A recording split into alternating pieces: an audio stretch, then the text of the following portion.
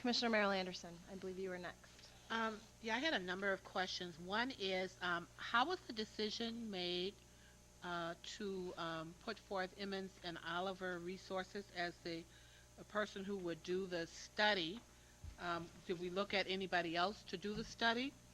And then, and I guess I asked that question because part of your proposal is to have Crown to pay us for all contract payments made to Emmons and Oliver, which suggests that if they're going to pay for the report, just a little bit of a conflict of interest. So I would just ask how we came up with a decision to use this particular consultant, and then why we're suggesting that Crown Hydro would then pay for this report. Madam President or Chair, I guess I'm out of the Thank loop you. on that one. Yeah. First of all, staff didn't select a consultant. That was done with some preparatory work by our council. And so maybe the council could elaborate why they went to that particular consultant.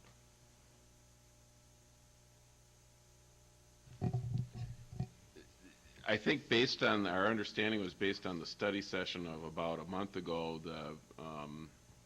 It seemed to be the direction of the board that they wanted to undertake a study of all these issues and document the issues and what was appropriate. I think the matter was kind of left in staff's hands, and Mike Salstrom from my office was kind of asked to pitch in on this at least a little bit to identify some people, and so our office identified this group as a consultant. They have some background in hydrology. They did work for the Minnehaha Creek Watershed District and did their hydrology study. And it was one name given a period of time that they appeared to have their credentials, and that's where the name came from. And the response to the second part of my question, which is that part of this proposal or this action suggests that Crown Hydro pay for, in fact, this study. So if we're talking about getting an independent study, we're asking Crown Hydro to pay for it. I don't know how we do that. I think at the same study session, I thought that the direction, or at least the sense of the board, was that the board would be willing to undertake to look at all these issues, but it didn't want to expend its resources to do it, and hence the idea that Crown Hydro pay for our costs. Crown Hydro didn't recommend this consultant. It came from research that Mike had done, names that were reputable firms that had done hydrology work, that were capable of doing it. And the thought is that the board would actually do the hiring, but Crown Hydro would reimburse the board for their costs pursuant to an agreement. So if they're not hiring it, it would be an independent consultation. The resolution, I think, is designed to also start covering some of the attorneys, your attorney's costs to try to evaluate this rather than expending the board's resources. I thought that was the direction from the study session. It was. Mm-hmm. Does that answer your question, sort of? It For the time answers. being? I guess it answers my question. I don't happen to agree with that assessment, but yeah, it answers my question. Great, thank you. Commissioner Nordyke. Question and then a statement. This would, I'm not sure who would answer this, and I apologize, I just got this like everyone else did. Is there a rationale behind the $20,000? I mean, the report is bid at 60, is what bid at what, 60? 60. What's the rationale behind the 20? I can maybe try that. There was a miscommunication between Mike and the company, and he was asking the company to actually bid an EAW, which was a full-scale document. In talking about it, I think that's a separate decision.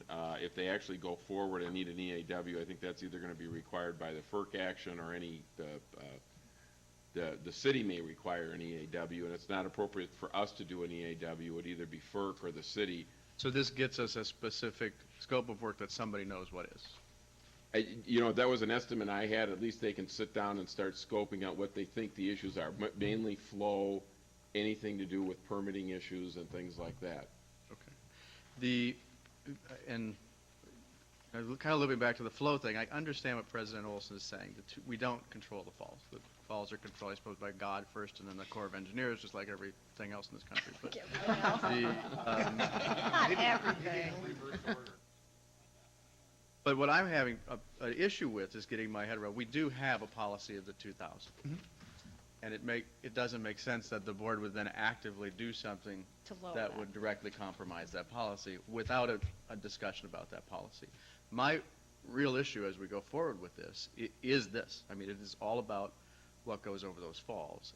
In response to Commissioner Nordike's comment about the 2094 action, as Mr. Reichert said, that was based simply on aesthetics.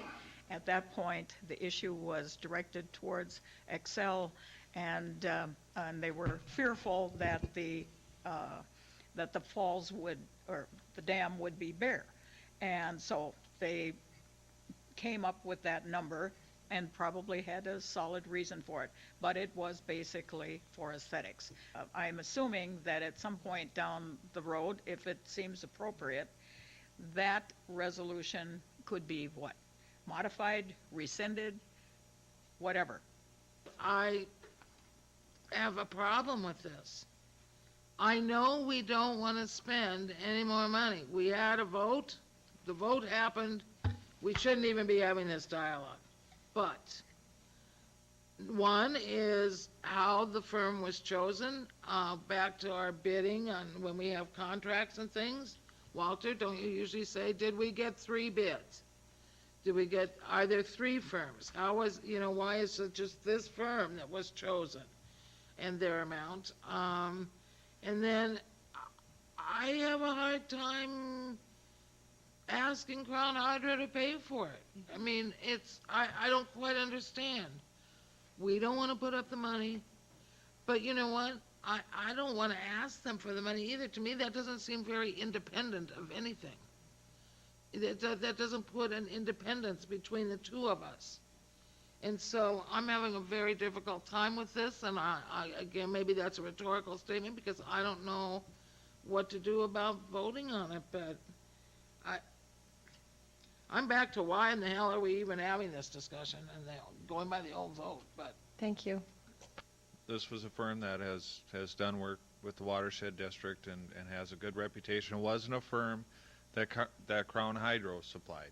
I'm sure if we asked Crown Hydro, they would have come up with a list of 5 or 6 firms that they would recommend that could do this work. But I don't see that as a good solution to go to the proposer and say, well, geez, do you have some firms that you'd like us to talk to do a study on this? I would rather that our staff and our legal counsel do some research and find a firm that has done hydrology work with, certainly not my favorite organization, but a reputable organization, the Minneapolis Watershed District. So, that's fine. And why would Crown Hydro pay for this? Well, obviously, they still want to get their project done. I think it's certainly our responsibility to get some of these questions that have been brought up addressed fully. And the way to do that is to get information and to have a consultant, an outside consultant, do the work and either verify or dispute what we think the answers to the questions are. And that costs time and money. And it's something that we're not willing to do. Now, the proposer should pay for it. Why should we take $60,000 out of our budget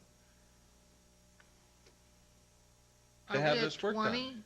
Are we at 20? Annie, I'm throwing a number out. Okay. The number on this proposal is $20,000 for Emmons and Oliver. There's also a number attached to our staff and our legal counsel. That's not free. So I think what we're doing here is trying to figure out, is this project going to go ahead? If there's a possibility that it goes ahead, we need to have these questions answered. And I, for one, want them answered by an outside independent group. But I'm not willing to take our tax dollars that I prefer to spend on kids over in North Minneapolis and maybe Northeast and I suppose Southwest or South once in a while. But I don't want to take those dollars away and say, well, we can't pay for the gazebo at Glick Park because we're paying lawyers and staff to look at Crown Hydro. I just think it's a real simple way to do it.